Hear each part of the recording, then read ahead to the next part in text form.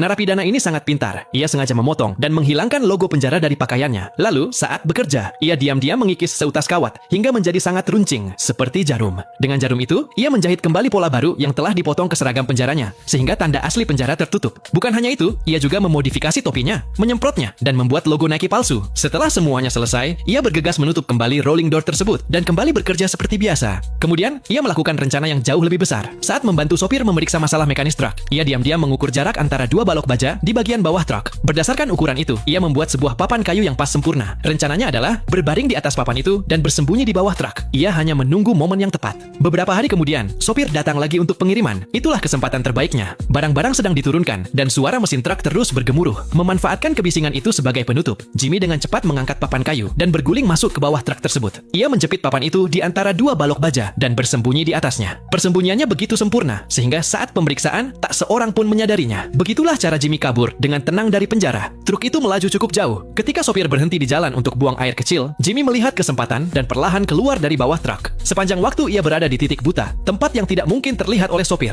Sopir pun kembali mengemudi tanpa sedikit pun menyadari bahwa seorang narapidana telah kabur bersama truknya. Tak lama kemudian, Jimmy melepas seragam penjaranya dan menumpang kendaraan demi kendaraan hingga tiba di wilayah tempat tinggal mantan istrinya. Dari kejauhan, ia melihat putrinya sedang mengendarai sepeda. Hatinya ingin berlari dan memeluknya, tetapi ia hanya bisa berdiri dan menatap dari jauh. Rasa takut dalam dirinya terlalu besar. Ia khawatir akan tertangkap jika mendekat. Malam itu, kabar pelarian Jimmy menyebar ke seluruh negara bagian. Ia menelepon seorang teman untuk meminta bantuan, tetapi begitu telepon diangkat, temannya langsung menjaga jarak. Jimmy meminta tolong agar dibantu ke luar negeri, namun telepon itu langsung ditutup. Saat itu juga, Jimmy melihat sebuah mobil polisi. Ia mengira polisi datang untuk menangkapnya. Ia segera berlari masuk ke sebuah toko mainan terdekat, dan benar saja, mobil polisi itu pun berhenti di sana. Jimmy berpura-pura seperti sedang berbelanja. Untuk menghindari perhatian orang-orang, ia segera masuk ke toilet supermarket. Dari sana ada jalan menuju atap gedung. Jimmy adalah pemain lama. Ia sudah beberapa kali melakukan perampokan, jadi memahami struktur bangunan bukan hal sulit baginya. Atapnya sangat luas dan menjadi tempat persembunyian yang sempurna. Tak seorang pun akan menyangka ia bersembunyi di sana. Dari dekat ventilasi, ia menemukan kantor manajer. Setelah toko tutup dan semua orang pergi, Jimmy perlahan turun ke bawah. Ruang geraknya memang terbatas, tetapi keuntungannya adalah kebutuhan dasar ada di sekitarnya, makanan dan air. Masalahnya hanya satu, kamera di atap mengawasi setiap area produk. Artinya, apapun yang diambil pasti terekam kamera. Jimmy mencoba berkali-kali, tetapi selalu gagal. Akhirnya, demi mengisi perut, ia terpaksa memakan makanan bayi kemasan. Sementara itu, di televisi, berita tentang dirinya mulai ramai diberitakan. Kasus ini menjadi sangat besar, dan semua mata tertuju padanya. Tak ada yang mengerti bagaimana ia bisa kabur, seolah menghilang begitu saja.